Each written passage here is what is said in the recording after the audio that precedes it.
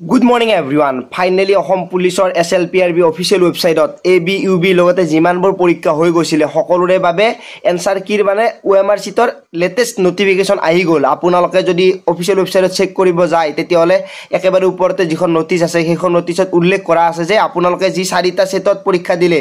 আপোনালোকে যিকোনো সেটত পৰীক্ষা দিব পাৰে সেই পৰীক্ষাৰ সেট কেইটাৰ OMR শীট উইথ এনসাৰ কি আপোনালোকে নিজৰ চেক কৰিব পাৰিব। চেক কৰাৰ বাবে আপোনালোকে 50 रुपीस পেমেন্ট কৰিব লাগিব। পেমেন্ট কৰাৰ আগতে আপোনালোকে এটা কথা কৈ লও যিখিনি লৰা ছোৱালীয়ে চেক কৰিব বিচাৰে তেওঁলোকে চেক কৰিব বিচাৰে পাৰিব মানে যদি আপোনালোকৰ ইচ্ছা আছে তেতিয়া চেক কৰিব সকলোৱে চেক কৰিব হেতু কথা জানো কাৰণ মনত এটা কনফিউজন হৈ আছে যে কিমান নাম্বাৰ পাম কেইটা শুদ্ধ হৈছে কেইটা ভুল হৈছে সকলো চেক কৰাৰ বাবে নিশ্চয় আপোনালোকে সকলোৱে বিচাৰি আছে গতিকে আপোনালোকে যেটো SLPRB অফিচিয়েল ৱেবছাইট আছে সেইটোতে চেক কৰিব পাৰিব 14 তাৰিখৰ পৰা 21 তাৰিখলৈকে মানে 14 এপ্ৰিলৰ পৰা 21 এপ্ৰিললৈকে চেক কৰিব পাৰিব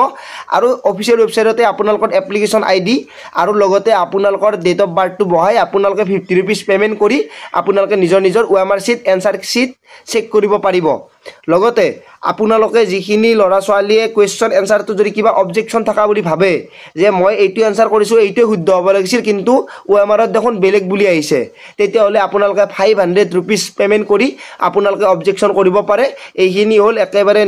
যিখন নোটিছ আহিছে সেইখনৰ আপডেট গতিকে আপোনালোকক সকলোবোৰ আপডেট আগতীয়াকৈ মই টেলিগ্ৰামত দি দিও গৈ আপোনালোকে জয়েন হৈ ল'ব পাৰে ইয়াতকে আগতে পাব গতিকে টেলিগ্ৰামত গৈ জয়েন হৈ লৈ থাকিব পাৰে। ভিডিওটো সকলোৱে শেয়াৰ কৰি দিয়ক শেয়াৰ কৰিব নাপাৰিব আজিলৈ মানে পুনৰ লগ পোৱাৰ আশাৰে মই জিতুমণি জয় আই অসম।